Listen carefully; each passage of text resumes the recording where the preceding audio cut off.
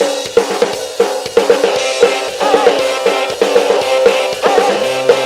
try to show the X, I'm not a victim, maybe racist. Just because I'm mutant, they don't want my help. It seems it doesn't really matter if the superpowers fire to the melt. So we're talking about like shitty comic continuity. So at that time, it's Dawn and the other female Hawk.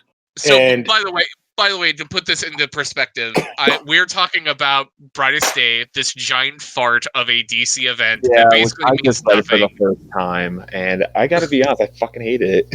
And it Well, basically means nothing because the New 52 starts like weeks after the end of this event. So any big major like changes like kind of don't matter. Yeah, because the major big change is, or there's two. It's like Deadman is resurrected, which lasts for like nothing, and then Because why would you want to resurrect a guy named Deadman? That's just what it's like. Like, look, man, that he has one defining thing about his character. He's from Boston, and he's two. He's from Boston, and he's dead. Yes, and that Swamp Thing, that Alec Holland is resurrected as Swamp Thing, as opposed to what had been going on since Alan Moore's run, where it's like the Swamp. It's not actually Alec Holland. Was Swamp Thing. Mm-hmm. But to go back to the Hawk and Dove, so there was Dawn and then female Hawk, who like I think I read like one story with them, Which and I then feel bad. I'm gonna look her up. I don't even know her name because like she was around so. I'm looking short. right here on Wikipedia, and apparently after all this, they are also recruited into the Birds of Prey by Zenda Blake while in Gotham to stop some teenage supervillains. Don't remember that at all. Immediately after their meeting, the two are called in by Oracle to rescue Black Canary and the Huntress from a villain calling herself White Canary. Okay. That I remember. I read that book. And White Canary was like really goofy. So much. It's Dawn Granger's sister, Holly Granger, was Hawk. Yeah, so they're twins also. And so in Blackest Night, they kill Holly. She's alive. She gets killed by, I think, Black Lantern Hank. What are they? It was a Hank and... Hank Hall. Hank Hall. Because Hank... And they can't turn... Dawn cannot be made a Black Lantern. Not Dawn. Which, by the way, Hank Hall is also just a giant quagmire of a DC continuity. Oh, he's a shitty character in everything, except for Titans TV show. Which is, like, it sucks because it was like, Hank Hall is garbage. He's complete garbo, and we never want to kind of see him again. So they reintroduced, like, Holly Granger as, like, the new Hawk and Dove. And it's like, oh, like, this is, like, really neat. And it's like, oh, we only introduced her so we can kill her to get, like, fake heat during Blackest Night. Speaking of Hank Hall, I just found out in JL Unlimited he was voiced by Fred Savage, and that's fucking hilarious to me. Oh, no, they are voiced by the Savage and the other guy that played his older brother on the Wonder Years. Oh, shit, that's actually funny then. Okay. Yes, Fred Savage plays Don, and the older brother plays Hank. So then they kill her off, and then what do they do after they kill her off? They use the White Ring to bring back Hank. And then they somehow retcon that Hank and... Well, first they're not siblings, and then they become siblings, and then no one talks about Hank at all anymore. I don't know if he's in any comics at this point. When they relaunched the New 52, instead of, again, having the good pair of Dawn and Holly Granger, they brought back Hank Hall and Dawn Granger as the new Hawk and Dove. That was written by Sterling Gates, drawn by Rob Liefeld. So that book basically already has a stamp of death on it. I think it lasted like 6 issues, maybe less. It either lasted like 4 to 8 issues. Like it was in that first acts of, because that was when it's New 52, because we're gonna have 52 comics a month, and a quarter of them got axed within the first 3 months, I think. Evidently, they still do this stuff with Dawn Granger being in a romance with Deadman in Justice League Dark. And then in Doomsday in the comic Clock, you're talking about, right? Yeah, in the comic. However, the attempts fail miserably as while Deadman insists to carry on their relationship using borrowed bodies, Dove shows disdain and repulsion to the idea. Because he's like, she basically would be date raping people, which is weird. And then in Doomsday Clock, I get like the last comic they show up in, Hawk and Dove are shown on TV being arrested by the Red Rocket Brigade for interfering with the Oh, Russian yeah, police. from everyone's Because favorite why comic. would Hawk and Dove's jurisdiction be dealing with like the Red Rocket Brigade? It's like But you're forgetting, that whole book is Siler, that's terrible. from everyone's favorite comic of all time, Doomsday Clock. Actually, this is a good segue since I've been reading Dark Knight Metal. So I won't go into too much, but because you guys haven't read it, I know John Scott will read it at some point. I don't know if Siler you will. But I heard a latest review of it from War Rocket Ajax, and they were talking about how Superman, Batman, and Wonder Woman have like slipped into past DC events. yes, that is. They are in the dark multiverses versions of the previous crises. And like the one that they were like really kind of talking about was like Wonder Woman talking to Superboy Prime, who Yeah. basically is just a like He's he's a comic skater. He's a comic skate surrogate. Yes, that is 100% what he is. He legit says like, I don't understand. Why can't everyone be the same? Like, why is everything different? Why is everything gotta be dark and grim? Why are people changing? And Wonder Woman's like, that's the whole thing about living. Things change. Things are different. Yes, sometimes they're dark and grim. Sometimes they're happy and not. But like, we live through it and we grow. And it's like that's the entire thing. Yeah, she talks Superboy Prime. Batman deals with the Anti-Monitor in the original Crisis on Infinite Earths, and Superman deals with Final Crisis. And the Batman who laughs, who also has the powers of Dr. Manhattan. Oh, he's okay. Yeah, great. This is what I wanted to get to. They, instead of including stuff from Doomsday Clock, which you're like, oh, that's what it is. Snyder actually specifically makes it more connected to the Button comic than to Doomsday Clock. It has nothing to do with Doomsday Clock. Which is probably a good idea. Yeah. And the concept is cool, and they're doing an album to go along with the comic series, and they're animating stuff as well, and having voiceover, and the guy that plays Curtis in The Punisher, his like friend, guy with the one leg, is voicing the Batmanhattan version of the Batman Who Laughs, while the Batman Who Laughs is being voiced by what was it? It's like a really weird cartoon character. I can't remember right now. It plays a shit. I just lost it. But yeah, it's really cool. Hey, and guess what? The speed metal, the ones about the Flashes, fix Wally, kind of maybe, and kind of maybe set Wally back to where he was before he got DUI'd. So that's good news. And we get to see like both Wallys are cool. Like we get to see a lot of the Flashes in it, and them kind of dealing with all of the nonsense that has happened to those characters. Well, we're about to get more nonsense, but it looks like cool nonsense.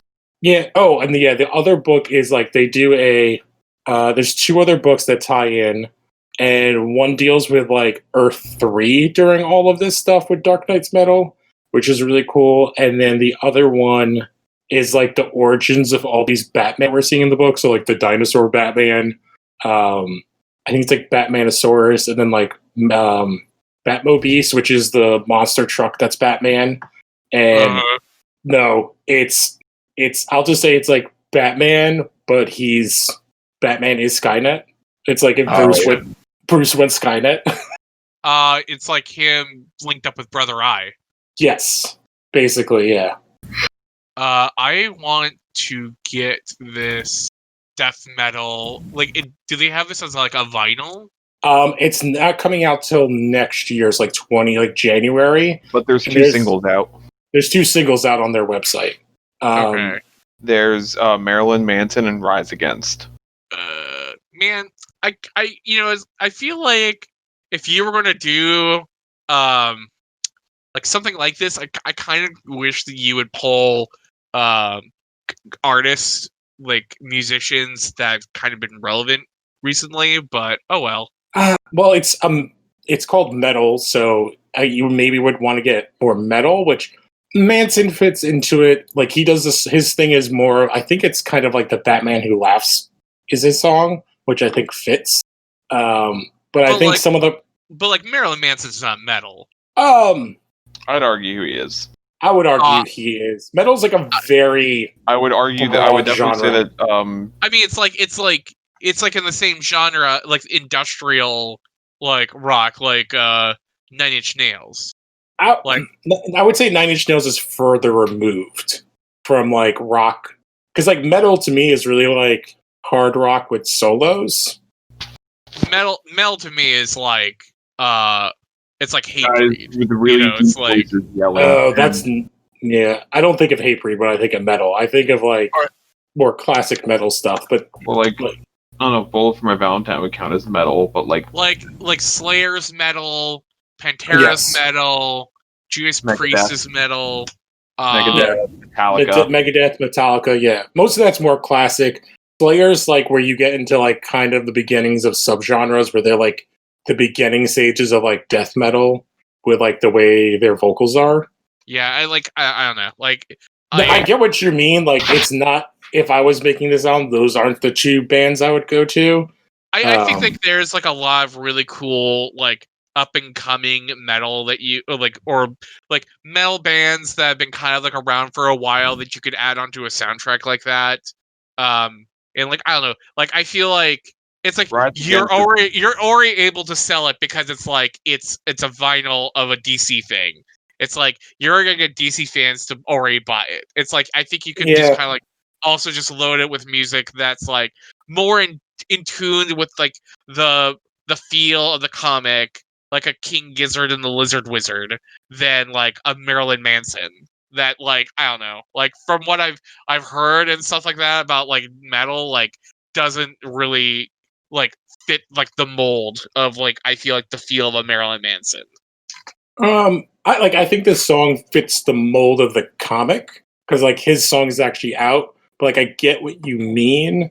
I think there's like two other problems. One, it's hard to get some of these big metal bands because they're probably really expensive, and who knows if they actually want to do this stuff. And the other one is a lot of metal guys are like not really possibly people they want to super associate with, because most of them are like, especially the older guys are like born again and like super conservative and that's why I was just like I wouldn't grab. I think it would just be like you know, like people like I think that was like the cool thing about the Young Animal stuff. It was like, oh hey, like I mean if they would have continued with it, it's like, oh hey, like that kind of like that Gerard Way album like kind of fits perfectly within like the feel of Young Animal. It's like, which I would not be surprised if he does something with them, since he's done something with DC like a ton. So like I wouldn't be surprised if they have a song with it. And like Metal is a Grant Morrison ass DC comic that's not done by Grant Morrison. Oh yeah. I like, before we jump into the movie, the other thing we want to talk about, so 5G is dead but being resurrected and changed into this 1 month kind of, would you call it like a it's like a mini contained event.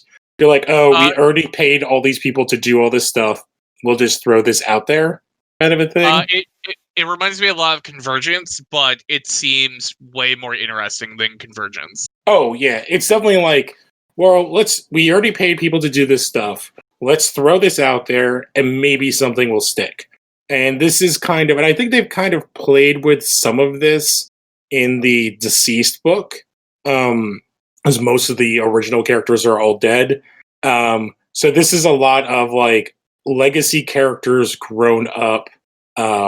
So we get like Jonathan Kent is now Superman, although Clark is still alive and he's wearing kind of his Kingdom Come outfit. And we have a new Wonder Woman, and there's multiple Batmans. Calderon is now Aquaman, which is awesome and also weird because he hasn't been in comics in forever. Mm-hmm. But yeah, there's a couple. There's the next Batman, Dark Detective. So we're getting two different Batman because all the Bat books are centered around, I think it said, something happens where Gotham is taken over and Batman is killed. And so it's kind of this rise up of several other characters that take the mantle. Mm-hmm. And there's the new Batman, Batman, Superman, Catwoman, Harley Quinn, Nightwing, Robin Eternal are all like those Gotham books. Yeah, so you have like the future state, the next Batman, which is like an oversized comic. And then within it are, if I'm like reading this correctly, it's like you have the next Batman, Outsiders, Arkham Knights, Batgirls, and the Gotham City Sirens. And like you have like John Ridley, who wrote 12 Years a Slave, like this is the long rumored Batman book from him. Like Nick Darrington's doing the art for that shit. Vida Alia, who like was doing some stuff over at Black Mask, is writing Batgirls. It's just like like Mario Tamaki is doing Dark Detective. Yeah, Matthew Rosenberg's writing Grifters. Joshua Williamson's writing Red Hood. Like, and like the art for Grifters is Carmine Di Domenico. So it's just like, oh my god, it's like they have like the cool, like a really good like Murder's Row of like independent creators and artists who just kind of been killing it at like Black Mask or like a lot of these other like, you know, like independent companies, and then bringing them into like have like their flair like on like these DC characters, which is like what I kind of so desperately wanted the New 52 to be. Oh yeah, that's more of what this thing is. And so like one of these Batman, which I'm assuming is the one where like he's showing no skin, is probably Duke, because that was the big rumor for a while, was that Duke was going to be the Batman in this. Although it looks, because there are multiple Batmen, and then in the Metropolis one, so you have it's Jonathan Kent. Before we do the Superman ones, like the couple others I just want to really like kind of touch upon is some of the miniseries, Batman Superman by Jin Yun Yang, who like Jin Yun Yang is like underrated as like probably like one of the best Superman writers of like the last couple of years. Like the few things I've read of New Superman was like so good, and also writing Superman versus the Klan, like that book is just great. With Ben Oliver doing art, Otto Schmidt is doing the art for Catwoman, so that book's just going to look amazing. Nicola Scott's doing the art for Nightwing, and Robin Eternals from Megan Fritz Martin, who was writing like the DC superhero girl stuff. Like Rem V is also like a guy I don't really know a whole lot about, but he's writing like a ton of stuff, and people seem to be really excited about him. And he's writing like Catwoman, he's writing Swamp Thing, I think he's writing Shazam. But we'll get to those later. Yeah, so yeah, jumping over to Superman family, it's like, so there's Jonathan Kent. Something's happened to Clark where he can no longer be on Earth, so he has to go to another planet. And so his thing is about him being on Warworld. We'll see, like, it's kind of interesting, that idea to make him put on somewhere else. And part of all this is also like there's like a new Miracle Man. And we also get this new Wonder Woman, Yara Flor, who's from the Amazon rainforest. And she looks super rad. I really like the character design. Now, Yeah. I can't tell if because there's two Wonder Women, if the one is still Diana. I'm assuming it is. I think you have Yara Yara's Flor. the non-white one. She's Brazilian. Yeah. And then I think you also have Diana as also like another Wonder Woman. Yes.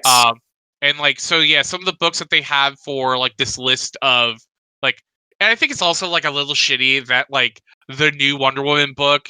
Well, okay, I think it's like they folded in like a lot of different properties into the Superman list, and some of them I feel like are like okay, like the Midnighter book, but like, you know, having the Wonder Woman and the Nubia book be folded in within like the Superman stuff, like I don't know, like it probably makes I sense. agree with you. I don't know if it's just like the way they're doing this article that it's like that, because like I guess it's more of like, because it's strange, like they put Batman Superman with the Batman books and not with the Superman books, but they put all of the Wonder Woman stuff, including like Superman, Wonder Woman. Where there's also going to be a Lex book, Imperious Rex, and then Kara Zor-El Superwoman. Do you know who like the team behind Superman versus Imperious Lex is? No, I did not read that. It's Mark Russell and Steve Pugh. It's like the Flintstones team doing a Superman Lex Luthor book. Oh, that's really funny. Yeah, it's a 3-issue miniseries that's going until March. And I like the idea of having Kara grow up and be Superwoman. Yep, that's and great not idea. Power Girl. And the other one I want I want to talk about was, what was it called? It's Legion of Superheroes, but it doesn't look like it's the future group. It looks like it's a new. I'm trying to find the picture of it. Maybe it is, but it looks like they're using the new Ms. Martian that was made in the recent Martian Manhunter book that just ended this summer. Mhm. At least it has the same art style. It's a very interesting design. I'm trying to see who did the art here, if it says. And that's written by Brian Michael Bendis and Riley Rossimo. And then Which Riley Rossmo I think is super underrated, and that book is going to look killer. Yeah, I think he did that that Martian Manhunter book I'm talking about. Yep, he did Martian Manhunter. He did a handful of John Constantine. I think he did about 80 issues of Hellblazer. Yeah, and his art worked so well for the fluidity of a Martian, DC version of a Martian. Yeah. And then we also get, so then there's the Justice League group or whatever, and that's where we get there's a new the Green Lantern book, which it's what's her name, who I've really loved, Far Sector. Yeah. And this is where we get, so it's her, it's a new Flash, the Wonder Woman we already talked about, Jonathan Kent, presumably Duke as Batman, and then a Aquawoman, I'm guessing, if that's maybe Mara. Yeah.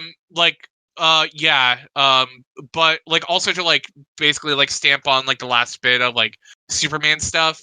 Midnighter by Becky Cloonan is going to be fucking killer. Becky Cloonan, I think it's super underrated. She's also writing that, was it the Wonder Woman book? Yeah, Immortal Wonder Woman. I wish Becky Cloonan was also drawing one of these books, but I think her writing is pretty good. And then Cully Hamner is doing art on The Guardian, which that book will look really cool. Jen Bartel's doing all the covers for Immortal Wonder Woman. Marguerite Bennett and Marguerite Savage is doing Kara Zor-El, so that book will be cool. Leah Del Duca is doing the art for Superman, Wonder Woman. So again, another great looking book. And Jolie Jones is writing and drawing Wonder Woman. And Jolie Jones had been doing Catwoman for a little bit, and it's her art's so good. That book's gonna be beautiful. But yeah, then going into the Justice League stuff. Hey guys. Yeah. Hey. And what's really weird is so then this Justice League stuff, I'm reading, and it's kind of X-Men Apocalypse-y. So the Teen Titans released the 4 Riders of the Apocalypse. Barry Allen is cut off from the Speed Force, and a famine-controlled Wally West may be beyond saving, and Billy Batson makes a deal with the devil that will change Shazam forever. Man, even in future state, Wally West can't catch a break. And so Jackson Hyde and Andy Curry, which I'm guessing is Arthur's son, are separated across the galaxy. There's a whole bunch of stuff with the Green Lanterns, because we look like Calderon appears to be Aquaman now. And in his book, he appears to be training maybe Mara and Arthur's daughter, and Mara is now Aquawoman. Then there's that Teen Titans book, which Nightwing is wearing an interesting costume. It's kind of like his disco costume, but armored.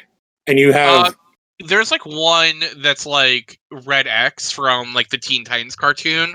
Is that in any of these books we've talked about so far? I don't know. The dark alter ego of Dick Grayson. Oh, is that the? I remember him now. Yeah, he was the thief when Slade was blackmailing him, and he was fighting the Titans. Tell anybody. Yeah, which I think it was a plot point. They actually never Oh, they never closed it ever. They never explained it. No, they had that, but then they had the time where Slade made him as an apprentice. Which I think is a really neat idea.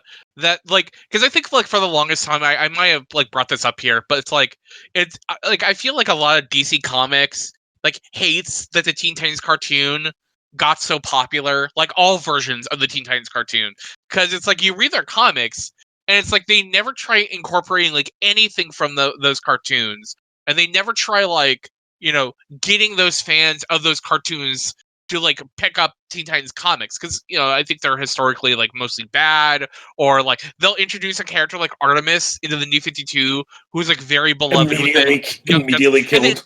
And immediately kill her. It's like in the most confusing, nonsensical story I've ever read. I don't even understand, which I don't even think they ever closed that story with who that villain was. Yeah, what's interesting in this Teen Titan book, it's Nightwing, what appears to be Starfire, Raven, and then I don't remember her name, but Lobo's daughter, and then Crush. Crush is cool. Yeah. And then in the background could be Arsenal, which it would be interesting since he's like dead, like, and there's like no talk of him ever coming back right now.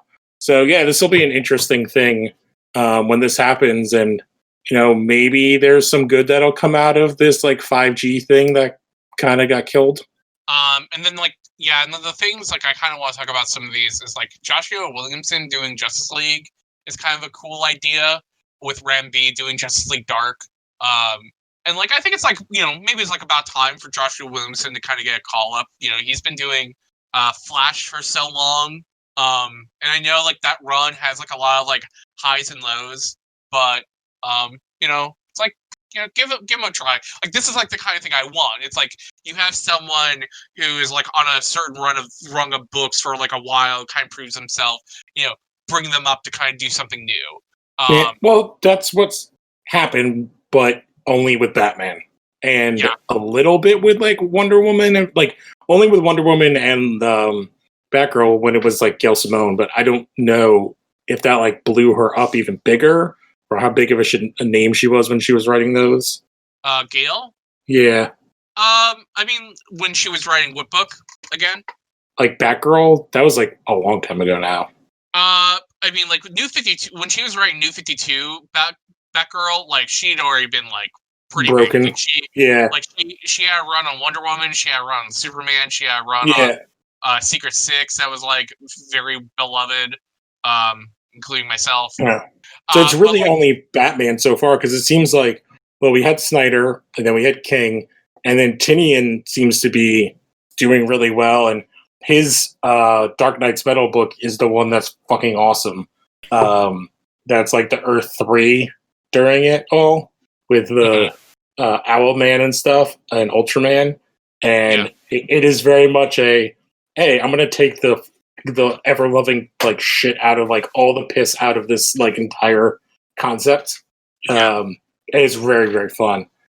And the rest of this year, but yeah, like that Suicide Squad by Robbie Thompson looks cool. Like I'm like so fucking excited to read a Shazam Black Adam book that does not have the fingers of Jeff Johns involved in any way possible. Like I think maybe they'll come out on time. Maybe they'll come out on time. Like, it's just like I'm just like so kind of like tired of like Jeff Johns' interpretation of Shazam, because we've had like that version of that character for like 7 years at this point, and I'm just so glad that he's out of Jeff Johns' jail. Brendan Beatty is doing the Flash would be cool. The Aquaman book looks great. Like Swamp Thing, like the cover for that book where he's like basically the Statue of Liberty is pretty neat. Super rad. And I'm just like, I am a big Calderon fan. I love him in Young Justice, and he just has never, ever gotten his due in the comics. Like, that was another thing they like teased with New 52, and I think his book got canceled. Like he literally is introduced in Brightest Day, and then you completely forget about him. Yeah, he's in like 3 or 4 issues. I don't even think it's his own book. Maybe like in the Aquaman book, and they drop it. To bring it all back around to Brightest Day. But yeah, like I honestly am like, I think I will probably pick up like all these books, because like they're all like miniseries. They're all like 1 to 2 issues or one shots. Like this is exactly what I think like DC need to do for like a long time. Like I'm kind of excited to see like what like these versions of these characters by these creators will be. And I think it's smarter to do like, all right, we're gonna have like a month and a half. This is everything that's gonna come out, and then don't scream and yell. All your books will come back right after that. Yeah. But it's like a good like Let's like take that. Let's check out all this stuff. It's new, cool stuff.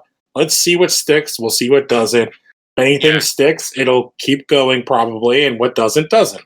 Because I think the problem with like the New 52 was like, instead of like, because they were like, okay, we're blowing it up, like because like again, like DC Comics, the last like year of DC Comics leading into the New 52, like not saying that they're all bad, like Birds of Prey was still really good, and Secret Six was the best comic DC was publishing, but for the most part, that entire brand was toxic garbage, and they were like, okay, we really just need to blow this up, restart everything with like a new like kind of like continuity and all this other stuff. But like the problem with the New 52 was it was like, instead of like they just did like a half restart. It was like, well, the Green Lantern's all the same, but the Batman stuff is different. But we're also not sort of different. It's like Superman's completely wiped clean. Green Lantern's the same. Batman's half different. Wonder Woman's new. And we're not going to really talk about like what events took place, what events didn't take place, because you also like a year into the New 52, you realize like, oh, they don't even know like what is still in continuity or not. And then they canceled like a quarter of their books every 3 months. And then they would soft reboot characters within the New 52.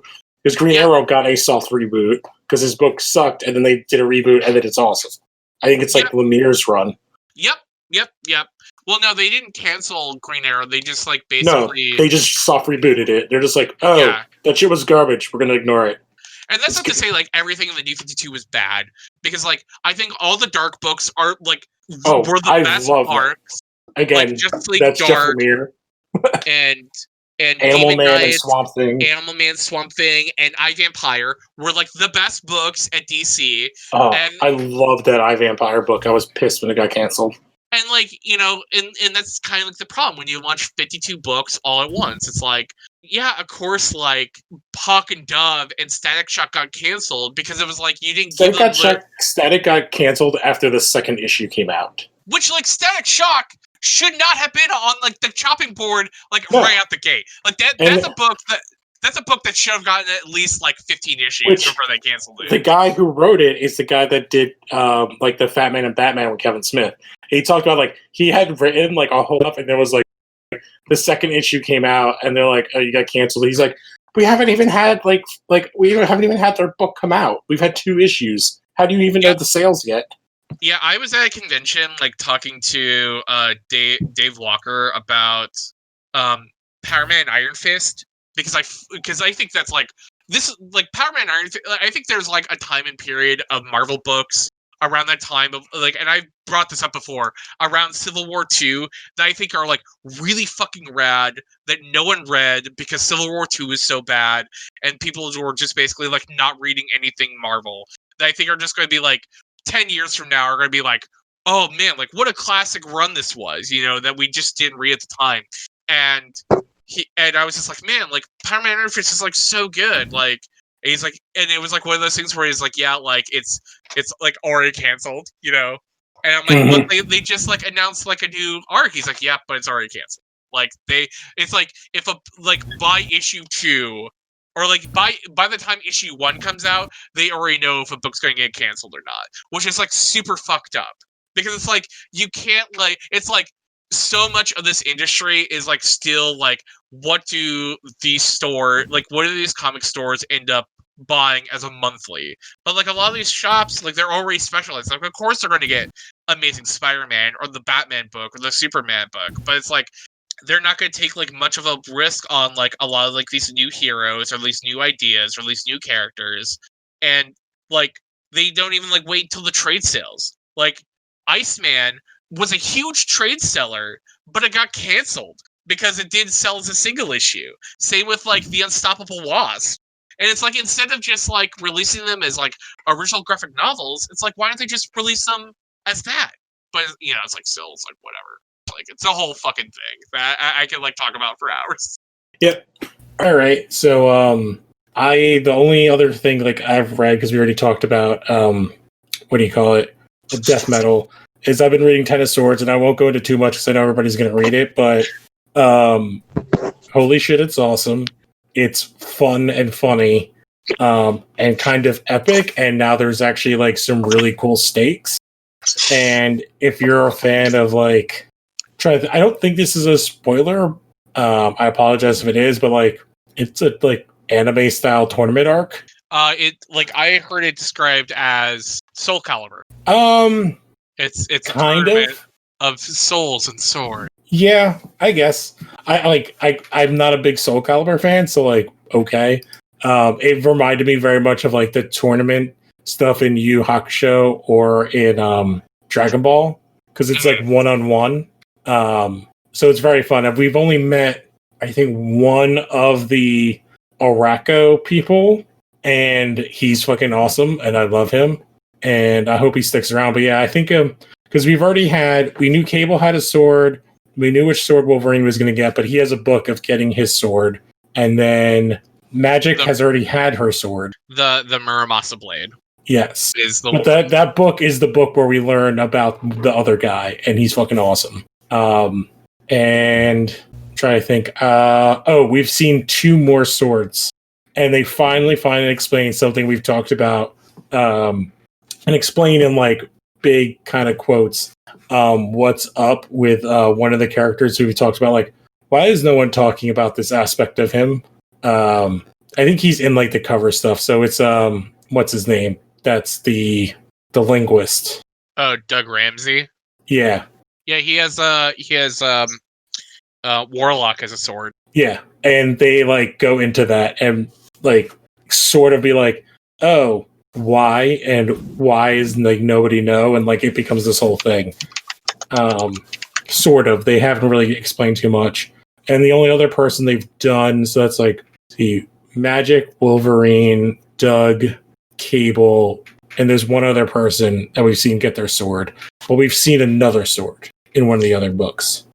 Cable has a sword. Yes. Cable, Wolverine, Doug, and Magic. There's one more person in the Marauders book who gets a sword. And then we've seen another sword in another book, which is the Cerebro sword, which I believe we also see. Because I think we all know who everybody is because it's been in that poster. And so the other person whose sword that we've seen them get their sword is Storm. Yeah, so they've released a list of all the swords. So you have the Muramasa blade, the Sword of Might, the Grass Cutter, and the God Killer. Warlock, the Soul Sword, the Light of Glador, the Unknown. That's Cables. The Swords of the 4 Horsemen of the Apocalypse. Haven't seen that one yet. Oh, the Starlight Sword, the Scarab, the Skybreaker. Skybreaker is Storm's. What was the one you said right before that? Starlight. The Starlight Sword, the Scarab, and the Skybreaker. I feel like the Starlight one is something we may have seen. And then the Twilight Blade, and then Pog Your Pog. Oh. Yeah, I don't know. Like we've only seen a couple. The Storm issue is like the newest issue of Marauders, and it's really interesting. And it is like kind of our first real foray of the mutants and the X-Men into the broader world. Mm-hmm. Except for like that Fantastic Four book, which is kind of in a weird space and time. But yeah, and there's like significant because I'm trying to remember which book it is. I think it's the 2 books that set up everything are Excalibur and I think New Mutants are the 2. Because Polaris is a very big part of this book. Yeah, I have also heard that Mad Jim Jaspers is like they hint that he's back. I'm trying to think what is his character. I don't know what he looks like. He's like an old man with like a hat. He's like an Omega level mutant. Like basically whatever he touches, he can warp reality around it. Yeah, he's basically like a reality warper from like the Alan Moore era of like Captain Britain comics. I'm looking at images of him, and I don't remember him in these issues. I think he's like in the back matter. Like he's in the Hickman dossier stuff. Oh, okay. I may not have been reading that closely. And Hellions is becoming a big book in this. Cool. Yeah, like I have all the issues. including like the first 2 issues of Juggernaut, which I think is part of the Ring Order, but not part of Ten of Swords. Oh, I have not read that one, so now I have to go find that. But yeah, like I don't think the Juggernaut book is like really a part of the main X-Men stuff because Kane Marco is like not a mutant, and I think that might be like the whole entire thing of the book is like him not being a mutant and him being just kind of like removed from like his because all of his buddies are there.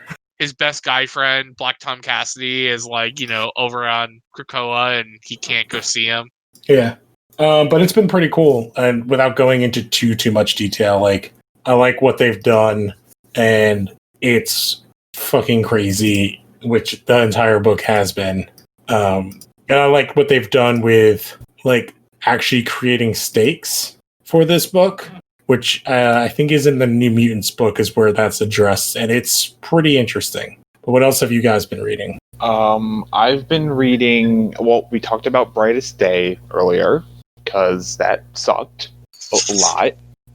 And then I've been reading the follow-up to White Knight, Batman: Curse of the White Knight, and it's good so far. I'm kind of liking what they're doing of like taking like some like kind of classic Batman events and they're kind of twisting it on their head. There's one in particular I'm thinking of, but yeah, I'm enjoying it so far. Yeah, I saw that there was a new. Like, I didn't pick it up because I'm not reading any of the White Knight stuff, but I saw that there was a new. I don't know if it's a one-shot or a new series based around Harley Quinn of that universe. Oh, I have no idea, but I do want to pick up the Ninja Turtles Ronin comic. I think that just came out today. This week. Have you heard about this? The Last Ronin? Oh, that's where there's only one alive and we don't know which one it is, right? Yes. I like not necessarily that, but like one of these days, I've like promised myself like I'm gonna buy like all the omnibuy for the Ninja Turtles like IDW books and just like read through all of them because like I like Turtles. That run looks super fucking cool.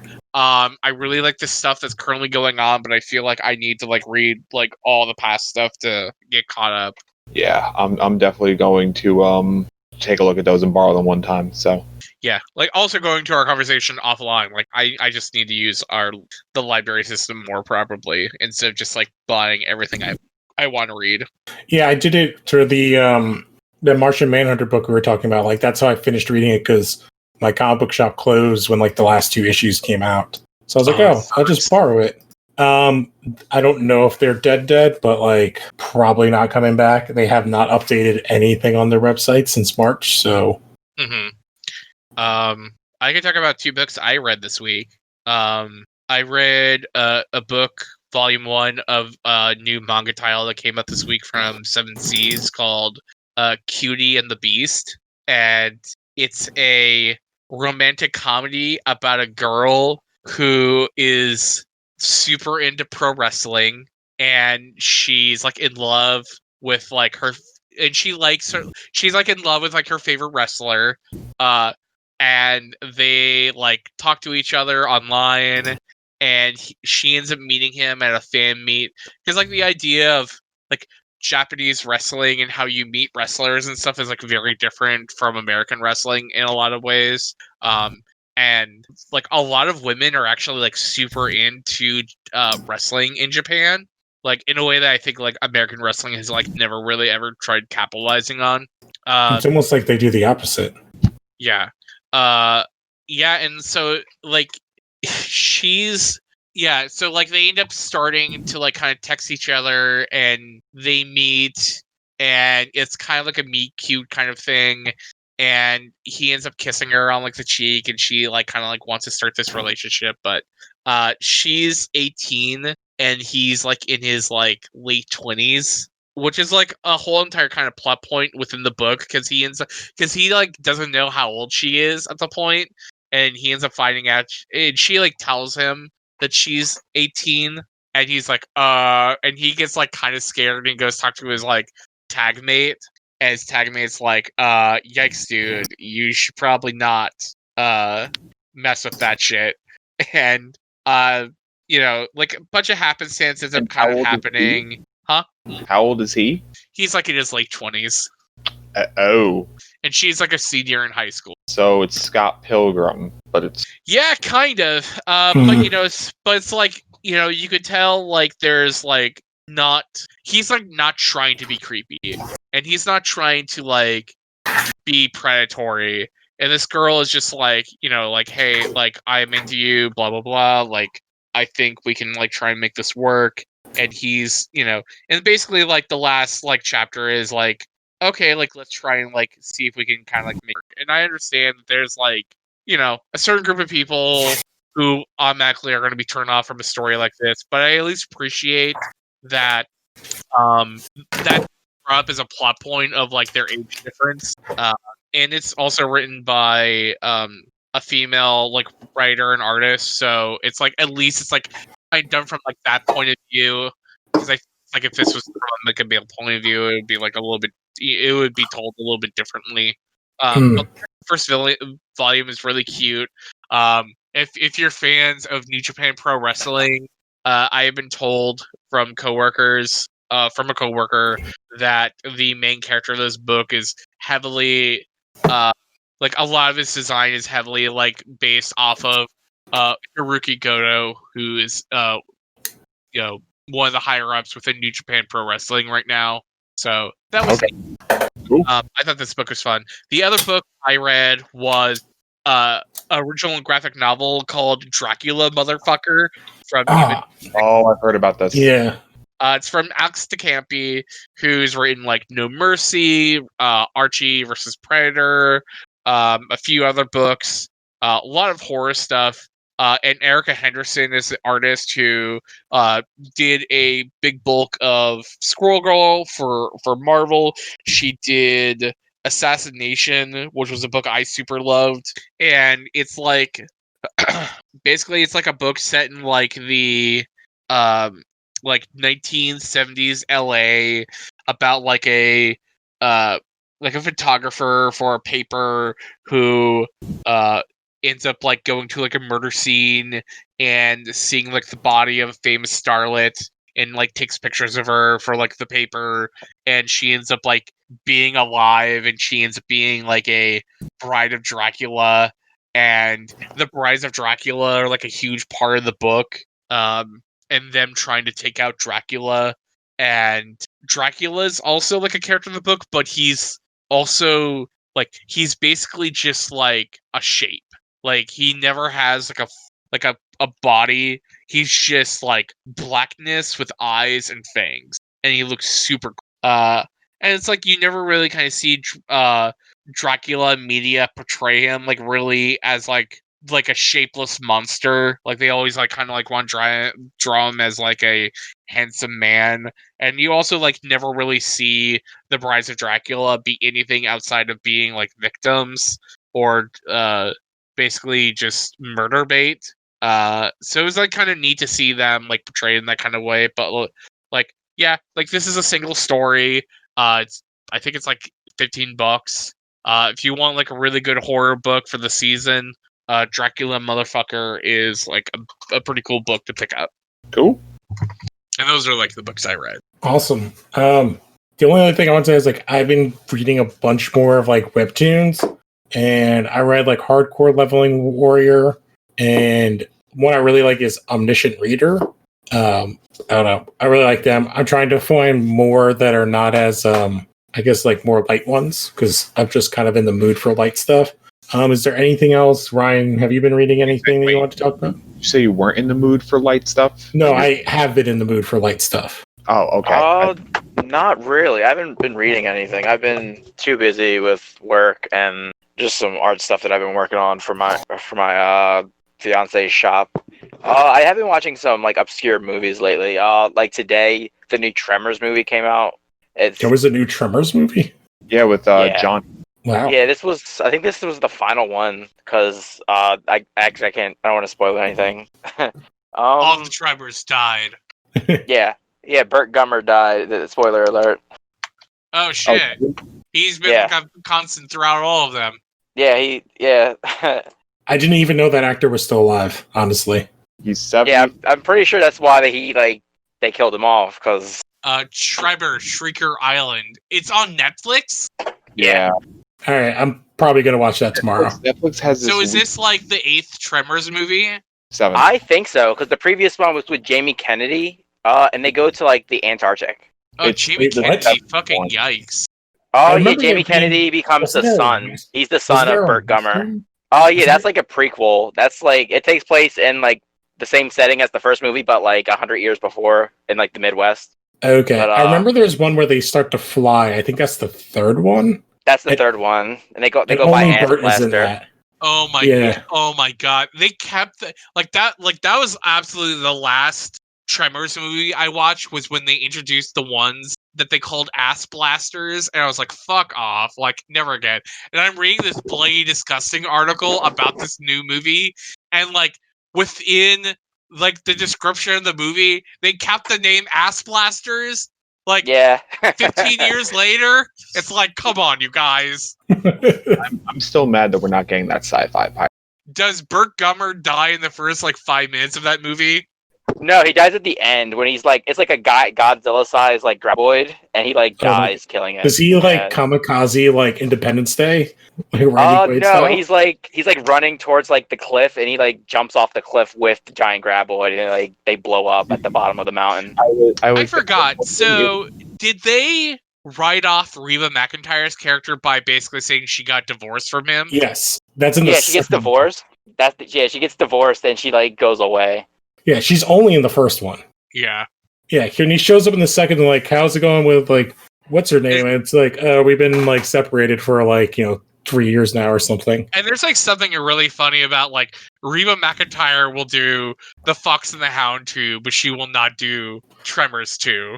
I think when Tremors 2 came out, might have been when she had one of her TV shows going. It was probably while she was doing Reba. Yeah.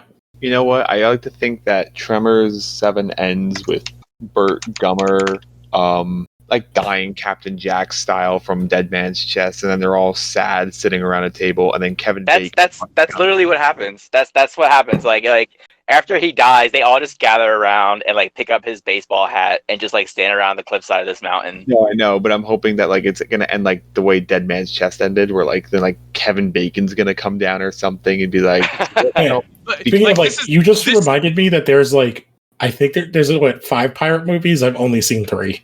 This Good, is how that's- sad. The newer ones suck. This is how sad this really is. Reba McEntire could not do any of the Tremors films after one. But in 2016, she decided to be a voiceover in The Land Before Time 14 Journey of the Brave. Wait. There's been 14 Land Before Time movies? I didn't know that there were 2. Well, to be fair, in the No, I Land think I Before knew it too. time is a construct where she can show up anywhere she wants because there's no and time. also Lou, There have not been 14. Actually, no, wait. There have been 14. That was the last one. I was actually going to make a joke that's like, oh, there's really 16. Because like I thought they, still did them. But nope. 2016 Journey of the Brave was the absolute last Land Before Time movie. and Lou, Yeah. those first 7, don't you disrespect those first 7 Land Before Time movies. The I others- think I've seen 3 of them. I've obviously seen the original, but I'm pretty sure I've seen the first 3. I've seen the first 7 because I remember the Stone of Cold Fire being advertised a lot as a child. Okay, I remember when they adopt the baby T-Rex. Is that the second Oh, one? Oh my god! Not Chopper. only did you remember that's the 7th one, but you remembered the name of it. Holy shit! Well, I have it up right in front of me. So I like that they had the 7th one was the Stone of Cold Fire, and then the 8th one was the Big Freeze. It was like, well, like what's our natural like evolution of these movies? all right. So Oh. fun fact: Kiefer Sutherland's in the 10th one.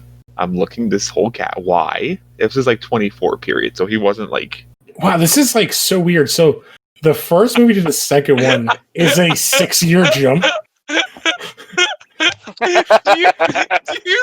Do you guys remember the name of oh my god, what's her name? The dinosaurs? I'm looking at them all right now, so I somehow remember like most of them like off the top of my head. There was Petrie the pterodactyl. There was Sarah the triceratops, which Okay. There was Petrie. I think Petrie. I said already. There was Ducky. There was Littlefoot, and Oh, was that's it gross. Spike? Yeah. But like, so was like Spike. You, It's nailed, just you literally nailed them all. Spike is Okay. the Stegosaurus. So was Spike like mentally handicapped because he was also a baby dinosaur, but he didn't But he's talk. He mute. just I know Are you he's sure? their Eeyore. Do you guys Okay. do you guys happen to remember the name of Sarah's father? No. The official credited name of Sarah's father, the Triceratops, is Daddy Tops.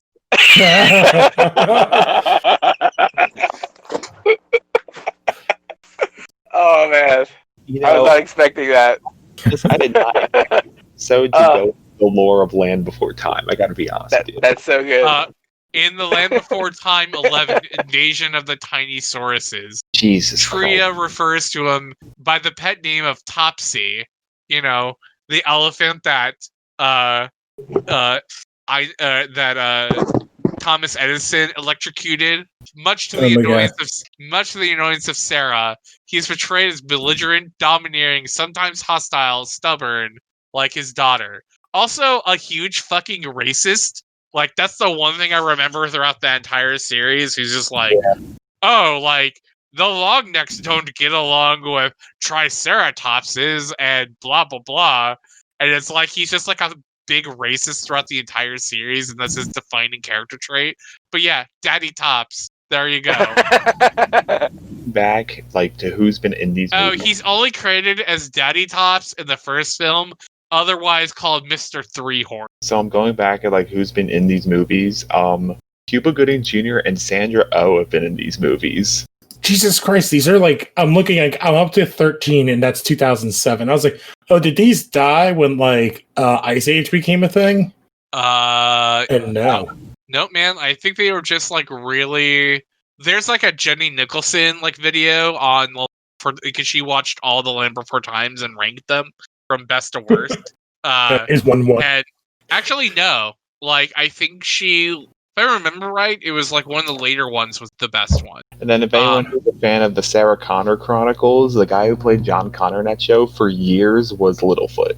But no, I think these are just like cheap movies that, you know, they continually like made a lot of money on. Like, I'm just like reading this here. It's like some of them are like exclusive to Walmart and Walmart.com, and I just assume it's just like, oh yeah, like I'll buy like some stupid movie for my kid that I remember from when I was a kid. Yeah, like Universal Home Pictures Entertainment is the stuff that puts out like Tremor 7 or Doom Annihilation or insert other bad movie. Like, we make fun of Tremors, but it's like they have like 14 of them. They must be profitable in some way.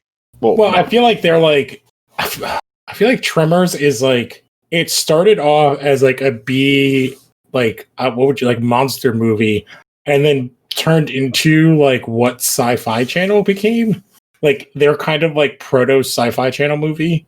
Well, yeah, but Tremors became a thing, and then they had 4 of them, and then sci-fi movies got big, so they brought them back, and then they're like, okay, let's do it again. Oh, yeah, there's 7 of them. I'm sorry. Yeah, I was gonna say, like, Land Before Time has double the amount what Tremors has. Yeah.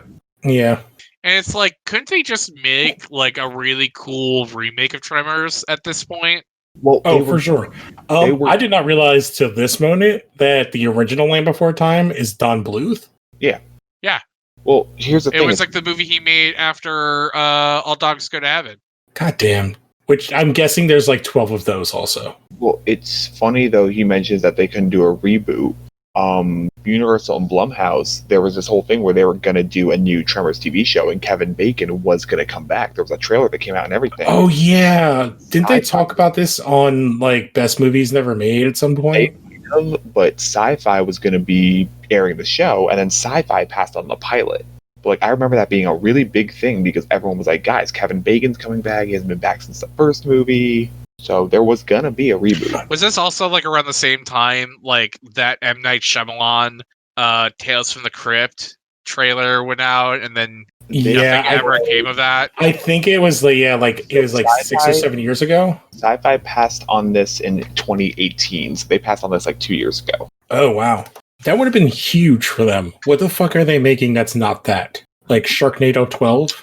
And honestly, But they're not even making. They're like buying. They canceled. Once we canceled Happy, I stopped caring. You know, I mean, honestly, it could have just been too expensive for them. probably Compared to some of the other stuff that they make, though, like they make some stuff that's like. I mean, Did they have the Expanse for a couple seasons? Their only programming they have is Winona Earp and Van Helsing, but they have a Resident Alien coming in January. Like, I know all their animated stuff got canceled. And they have Chucky coming in 2021. They had Oh shit, dog! I'm actually really excited for that. Like, I'm glad that's still going on.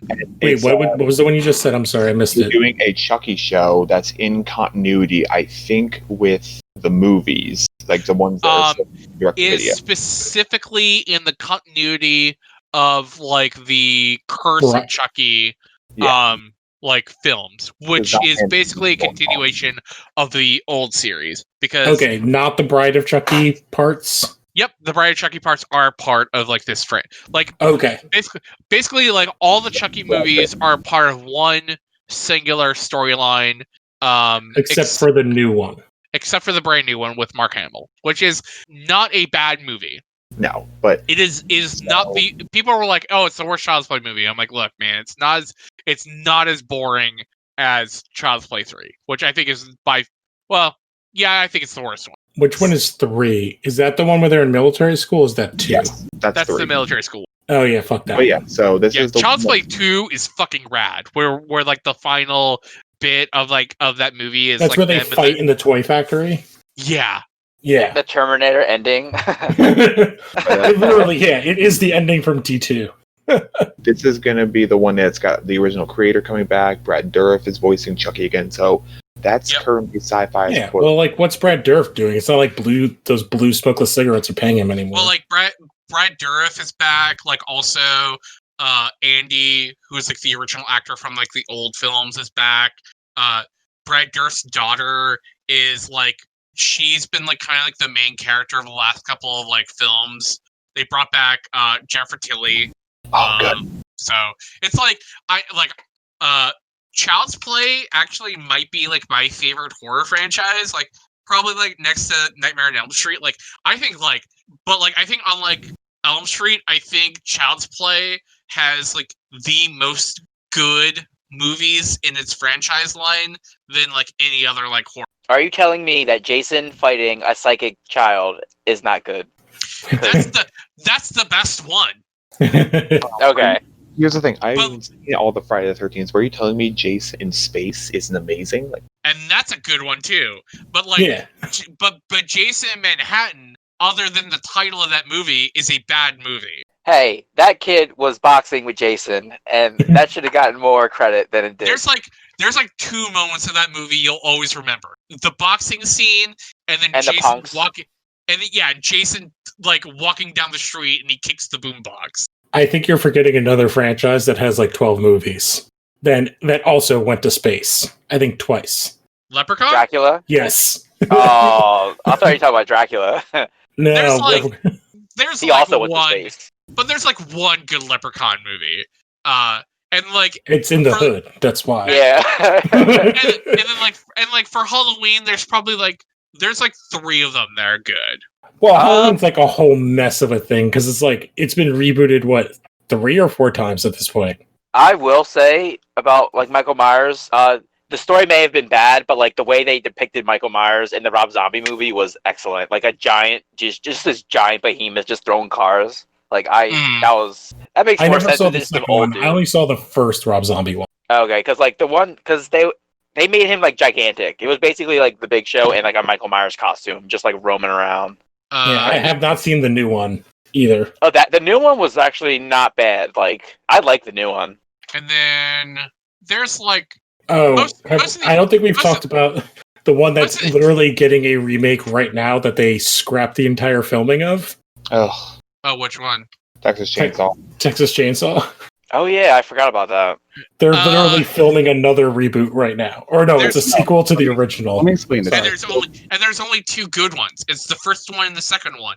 The rest of them are very bad. So here's the thing about this. The reboot was filming, then the original people who were making it got fired a week in, they scrapped everything, and then they had to restart filming all over again. Yeah, well, you can do that when you pay people 3 cents an hour in Bulgaria.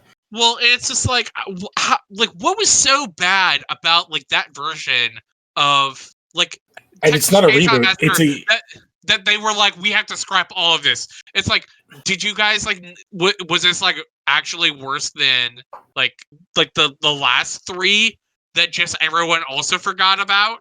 Isn't there one with Jessica Biel? That's the remake. That's the first. That's the one with like Arlie Ermy is also part of the family, and there's like, and that movie's also bad, but like the Arlie Ermy parts are like really unnerving. But, Oh man, I know that Fede Alvarez is producing the new one. You don't know it's that. just like they do it for every one of those movies because they did The Hills Have Eyes remake, and that was like a long time ago. And they tried to do a couple of those. And I do feel like the only person that's like kind of done, and it's not like he did a remake, obviously, in Halloween, but it's like done kind of anything in this genre. I don't even know how he got here. New is like an interesting as Rob Zombie, but I'm also like don't need to see any more of his horror movies ever again. Yeah, like I saw a review of Three from Hell, and Which I have not seen. I've seen his other ones. like honestly, I just don't get like why he made that movie. Like The Devil's Rejects like ends in such a way that like is kind of perfect. And Oh, it's awesome. I love that movie. And like Three from Hell is basically it's like, oh, like they didn't die, they actually survived. And How? a week in a week before they start shooting, Sid Haig, I don't have my timetables right here, but I know that he was in bad enough shape that he was like he could not film. So instead they bring in like this third family member who is like a distant family member who's like a related to the family, but it's like you're changing the dynamic. It's like Sid Haig is like the heart and soul of the Devil's Rejects. Like he's like the It's reason funny. why like It's a funny terminology to use for like a horror movie, like a horror slasher movie.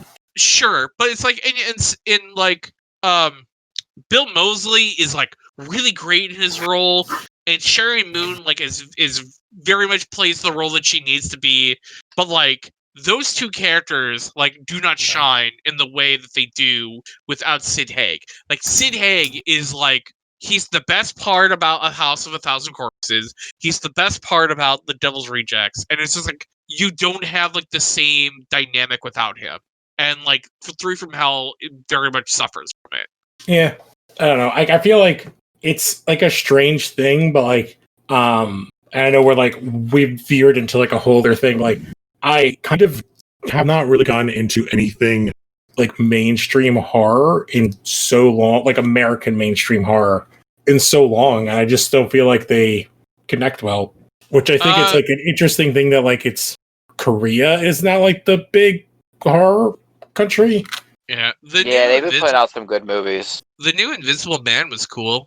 Yes. Although now they're trying to backdoor that into another dark universe because those cool. guys are doing. This one isn't as connected because I feel like they're just letting directors do versions. Yeah, of monster but those guys are doing another one of the Universal monsters. I don't remember which one it is. Wolfman. Wolfman, yeah.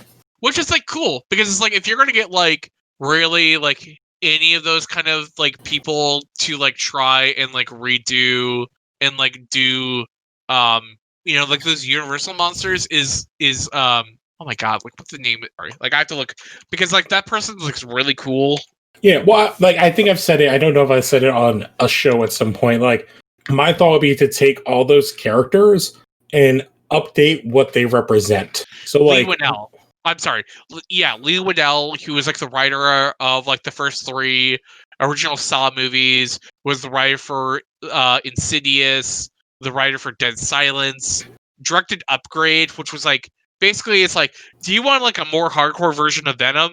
Then watch Upgrade. Basically like directed and wrote The Invisible Man.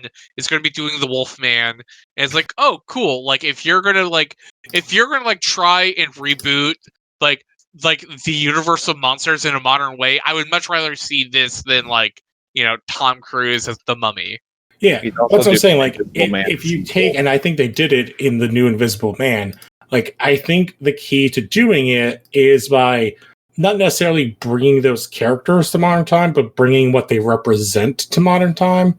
Like the Wolfman being like kind of analogous to alcoholism and playing with that aspect. And Upgrade, you could kind of like play with even that idea as like it's kind of Frankenstein-y and like making somebody like part machine, part man, not totally human anymore, turning them into a monster. Obviously, like Upgrade's not that, but like there's ways to play with that. And he's also signed on to do for the movie they've been trying to remake for forever, Escape from New York, which I don't know why anybody needs ever. They won't. Yeah. They should. Yeah, I was thinking more of like they could do like those individual monster movies and then bring it together, like the Avengers did for like the Monster Squad movie for like the. But like, what's like a monster that the Wolfman and Frankenstein and the Invisible Man and like the creature from the Black Lagoon, like what would they like team up to fight? No, like they would be like still be monsters like the bad guys, but like the Monster Squad, like those. Okay. Oh, I get what you mean. Like the problem is like with what the new Invisible Man is, I don't know how that fits into it. Because do any of you care about like spoiling the ending of that movie? Oh, Invisible Man? Yeah. I've seen it, so. John and Ryan? I'm good. So like if you're taking Elizabeth, oh my god, what the hell's her name? Elizabeth Moss's character, like if she's the new Invisible Woman, I don't know how you fit that into like a monster fight movie. I've like the only way, like I kind of like don't even want them to cross over. Just make the movies with these characters. No, I feel like you have good monsters that team up against the bad monster. They're not going to do a cinematic universe. I think like what they said is that they're going to do a just like movies that it's kind of like what DC's doing, where they're sort of connected but not really. Where it's like they're letting the directors just make the movie they want to make. Yeah, the only way to connect this stuff is, and I think it's what is in Monster Squads, like if you have somebody who's playing like Dracula, like has been alive, is super rich, and is funding all of these different things to make these new things to try to find, I don't know, a cure or something.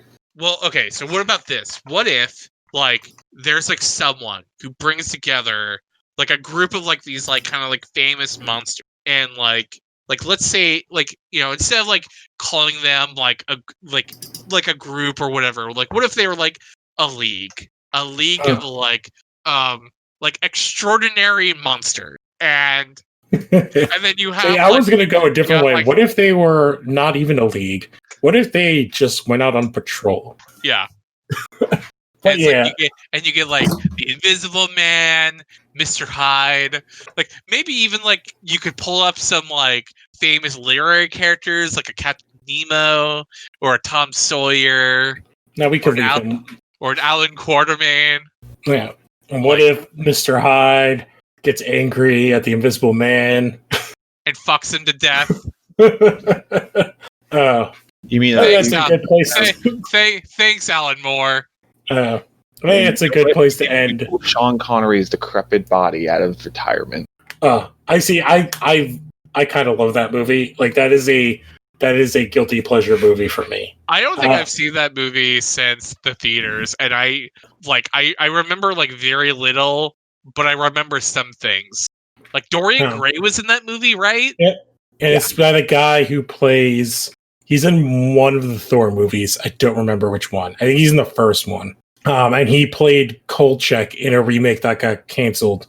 That was actually really good. I really liked. I can't remember his name. He was like really hot for like 2 years in the 2000s. That's a good place to end up because we kind of came all the way back to comics with Alan Moore. I guess like quick round of plugs. Just check out all the shows. Leave a 5-star review. Tell your friends. This is our like kind of spooky Halloween comic show, I guess. We ended up talking about stuff, and this is definitely going to be called Daddy Tops. Is the name of this episode. Yeah, please. So any plugs for you guys? You can find me at John_FN_Seiler, SEILER, same with Instagram, where I post up comics I bought for the week, retweet like stuff I find interesting, stuff that I retweet for work. Yeah, like it's fun. John Scott? You can find me on Twitter, jamscott193. You can also find me on Letterboxd at, what the hell is my Letterboxd profile again? I believe it's filmfan1893, if I'm going to be saying that correctly. Give me 1 sec. I apologize. I'm not prepared. Film_fan93. You can find me on Letterboxd there. Oh, I didn't even know Ryan dipped out on us, so yeah, that kind of does it for us. And yeah, check out all that stuff, and we'll catch you guys next time. Adios. Connor Irving loves you. Go vote. Also, Chris Pratt is the worst Chris. I'll say that shit. So I guess I'll join the remakes Avengers. They offered me a membership, and so I did, except they're a walk-in disaster. I find it hard to go to something that cannot be sold, cause they're the worst shoes of all time. It's remarkable they ever stop a crime. Sitting full-time with 3 beer in life, so I guess I'll stick around.